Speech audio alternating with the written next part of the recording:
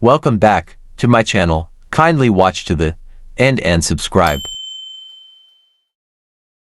The title of our story is The Cursed Drum. In the heart of Africa, nestled between vast stretches of ancient forest, lay the peaceful village of Mbata. Mbata was where time moved slowly, where people greeted each new day with smiles, laughter, and a shared sense of community. The villagers lived simple lives, growing crops in the rich soil, raising animals, and living in harmony with the land. The village was a patchwork of thatched huts surrounded by lush greenery, with birds, rustling leaves, and flowing streams creating a peaceful melody in the air.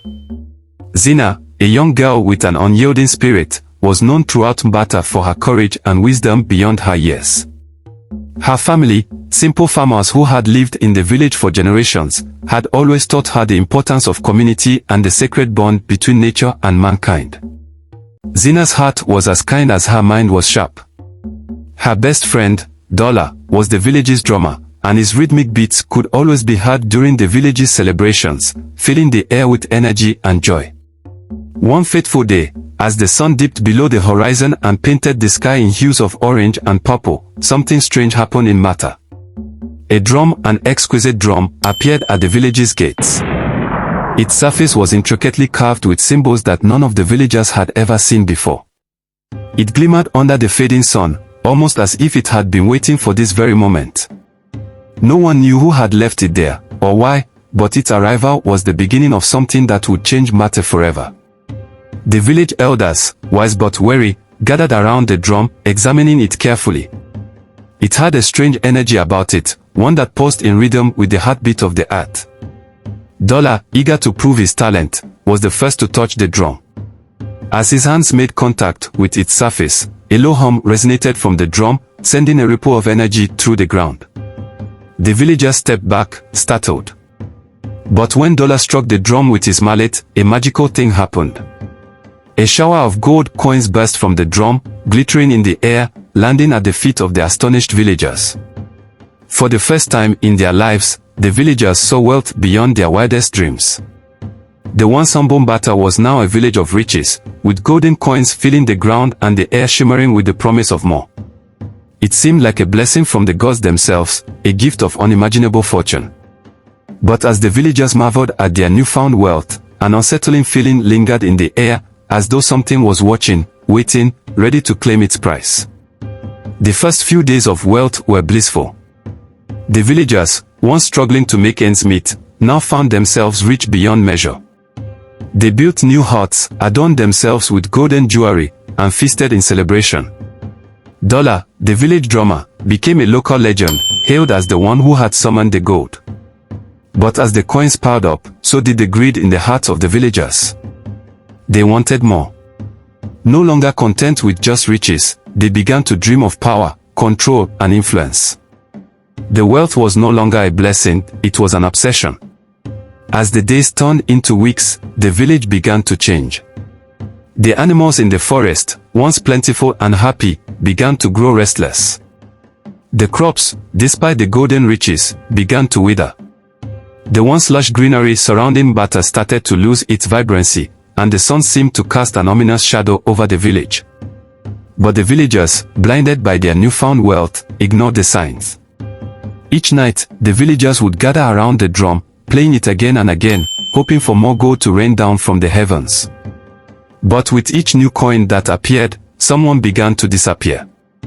The first to vanish was old Kofi, a respected elder of the village. One morning, his house was found empty, with no sign of struggle. It was as if he had vanished into thin air. The villagers were alarmed, but they soon brushed it off as a simple misunderstanding. Until it happened again. The disappearances grew more frequent. At first, it was just a few people here and there, but soon entire families were gone, vanishing without a trace. Panic spread through Mbata like wildfire. The once joyful celebrations turned into frantic searches, with no answers in sight. The villagers began to whisper of the curse of the drum. But even as the fear grew, the greed in their hearts had not faded. They refused to stop playing the drum, still believing that more wealth was the key to their salvation. Zina, who had always been wise beyond her years, was the first to speak out against the madness. She saw the changes in the villagers, their obsession with the gold, their growing disregard for each other, and the strange sense of unease that clung to the air.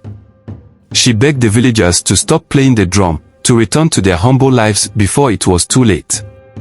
But her pleas fell on deaf ears. The drum's power had taken root, and no one was willing to give up the riches they had come to crave. It was then that a stranger arrived in Bata. His name was Tumo, and he claimed to know the secrets of the drum.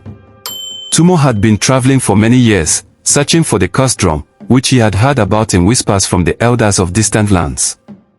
He had come to warn the villagers of the ancient power hidden within the drum, a power that had been used before, to devastating effect. Tumo told the villagers of the forest spirits, who had created the drum long ago. The spirits had made the drum to test the hearts of men. It would bring them wealth, but it would also bring destruction. For every piece of gold the drum gave, it demanded a price, a soul, a life, a sacrifice. The more the villagers played the drum, the more the spirits would claim in return. Some of the villagers scoffed at Tumo's warnings, refusing to believe that the drum could be anything but a blessing. Others, gripped by fear, were ready to destroy the drum. But the greed that had taken hold of Mbata was too powerful. The drum's call was too strong. As the weeks passed, the curse grew stronger. The village was in chaos. Some villagers had turned on each other, fighting over the gold. The crops had all but withered away, and the animals of the forest were nowhere to be seen. It was clear that something must be done to stop the madness. But what could they do? Who could stop the drum? It was then that Zina made a decision that would change everything. She volunteered to journey into the forbidden forest, where the forest spirits were said to reside, to find the answers and put an end to the curse. Her decision was met with shock, but Zina's determination was unwavering. She knew that the village, and the people she loved, were on the brink of destruction. Accompanied by Tumo, Zina set out on the perilous journey into the heart of the forest. The villagers watched in silence as the two disappeared into the dense trees, their fate uncertain. The forest was dark and foreboding, the air thick with the scent of earth and decay. The trees seemed to whisper in a language Zina couldn't understand, and the path ahead was shrouded in shadows. But Zina's heart remained steadfast. She had to find a way to stop the curse, even if it meant facing the spirits themselves. After days of travel, Zina and Tumo reached the heart of the forbidden forest. There, hidden beneath the twisted branches of ancient trees, they discovered an ancient shrine, a place of power and mystery. It was at this shrine that the forest spirits had once resided, watching over the land and ensuring the balance between man and nature. But the spirits had long since withdrawn, leaving only the remnants of their power behind. Tumo explained that the drum was not just a simple object, it was a creation of the forest spirits, a test meant to challenge the greed of men. Those who played it would be granted riches, but they would also be tested. The drum would feed on their desires, growing stronger with every coin it gave. And when the greed of the player reached its peak, the spirits would claim their soul. Zina felt a shiver run down her spine as the truth settled in. The drum was not just cursed, it was a tool of the spirits, a way to teach men a lesson about the dangers of greed. But it was also a trap, and breaking it would require a great sacrifice. Zina was led into a shadowy realm, a place that seemed to exist outside of time. The air was thick with an otherworldly energy, and in the center of the realm, the drum floated. Its surface glowed with an eerie light, pulsing with the rhythm of the world's heartbeat.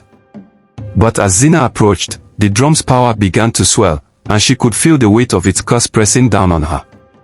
The shadows around her whispered, offering her everything. As Zina approached the glowing drum in the shadowy realm, a cold shiver ran down her spine. The air felt heavier, thicker, as if it was pressing against her very soul. The drum, with its intricate carvings, seemed to pulse with life, its surface shimmering in a spectral glow. Zina took a deep breath and stepped closer. The shadows around her shifted, growing darker and more ominous, whispering her name. Then, the voice came. It was low, deep, and filled with ancient power. Zina, it said, you seek to break the curse, to rid the world of the greed that consumes it. But what will you give in return? For every blessing, there is a cost. For every soul saved, another must be lost. Will you sacrifice what you hold most dear? For a moment, Zina hesitated. The temptation was overwhelming. The shadows whispered of riches, power, and eternal life. They promised that if she took the drum and its power, she could control the fate of the village, become a ruler of nations, and never know hunger or sorrow again. Her heart raced. But deep inside, Zina knew what she had to do. She could not let the villagers and the world fall into the trap of greed. She closed her eyes and let the whispers fade into silence. I reject your offers, she said firmly, her voice echoing in the stillness. I choose to end this cycle, not to become part of it. The shadows roared, a terrible sound that rattled the very earth beneath her feet. The drum began to glow even brighter, its rhythm growing frantic, almost as if it were alive and struggling against Zina's resolve. The air around her crackled with energy, and the spirits of the forest seemed to materialize, their forms shifting in and out of existence. They circled her, their eyes filled with judgment and ancient wisdom. You are strong, Zina, one of the spirits whispered. But the path you choose will not be easy. If you destroy the drum, you will free the village. But know this, the curse is not easily undone. The greed that has taken root in the hearts of men cannot be wiped away with a single act. Zina nodded, her resolve unshaken. I know what I must do. With that, she reached out and placed her hands on the drum. Its surface was burning hot, but Zina's grip remained steady. She chanted an ancient incantation that Tumo had taught her, words that resonated with the forest spirit's power. As she spoke, the drum began to tremble, its golden glow flickering and dimming. The spirits howled in protest, but Zina's voice grew stronger. She poured all of her will into the words, her heart filled with love for her people and the land she called home. The ground beneath her feet began to quake. The sky above darkened as if the heavens themselves were bearing witness to this battle. And then, with a final burst of energy, the drum shattered. A wave of light and sound erupted from the broken pieces, and the shadows vanished into the ether. For a moment, everything was still, and then, slowly, the forest began to return to life. The curse had been broken. Zina and Tumo returned to Mbata, weary but triumphant. The villagers were waiting for them at the edge of the village, their faces filled with worry and hope. When they saw Zina, they rushed to her, asking questions, eager to know if the curse had truly been lifted. Zina nodded, her heart swelling with relief. The drum is gone. The curse has been broken. But we must remember what we've learned. Greed has a power of its own, and if we allow it to take root in our hearts again, we will be lost. The villagers stood in silence, reflecting on her words. They knew that they had been blinded by their desires, and that their actions had brought pain not only to themselves but to those they loved. Slowly, they began to understand that wealth was not the answer to their problems, it was the love and cooperation they had once shared that had brought them true happiness. In the weeks that followed, Mbata began to heal. The crops started to grow again, the animals returned, and the village, though no longer rich in gold, was richer in spirit. Zina, now recognized as a leader, helped guide the village through the difficult days of rebuilding. She walked alongside the villagers, teaching them the lessons of humility, community, and respect for nature. As the months passed, Zina's story became a legend in Mbata. It was told around the fireside, and passed down from one generation to the next. The villagers learned to live in harmony with the land once more, understanding that wealth was not something to be hoarded but something to be shared. They learned that true prosperity came from their bond with each other and with nature, not from the pursuit of gold. Zina would often sit beneath the ancient trees of the forest, reflecting on the journey she had taken. She had faced temptation, darkness, and fear, but in the end, she had chosen the path of selflessness. And in doing so, she had saved not only her village but the very soul of the land itself. One evening, as the sun set over Mbata, Zina sat with Tumo, watching the village from a distance. Do you think they will ever forget? Zina asked, her voice soft with thought. Tumo smiled, his eyes filled with wisdom. No, Zina. They will never forget. And that is the most important lesson. The memory of what happened here will live on, and it will guide them through times of trouble, just as it will guide their children and their children's children. The drum's curse is broken, but its lesson is eternal. And so, Bata entered a new era, one where the villagers learned to value each other above wealth, and where the spirit of greed was no longer allowed to consume their hearts. The village thrived, not in gold, but in unity, respect, and a deep, abiding love for the land that had once given them everything. As the years went by, Bata grew stronger. Its people were kinder, more generous, and wiser than before. Zina's teachings lived on, passed from one generation to the next. The village, once consumed by greed, had transformed into a community where every individual worked for the good of all.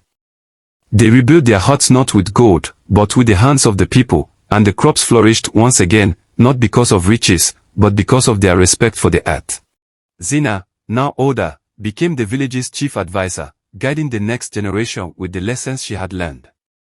She never forgot the struggle, the darkness, and the price of greed.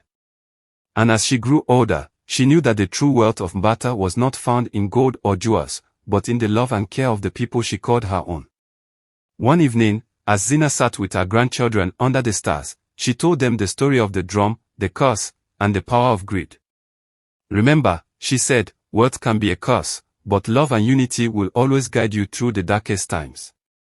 The village of Bata had been forever changed by the drum's curse, but in the end, it was the villagers' ability to learn, grow, and choose love over greed that made them truly rich.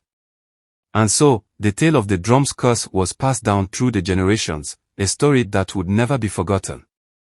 The end. Thanks for watching. Kindly like and subscribe.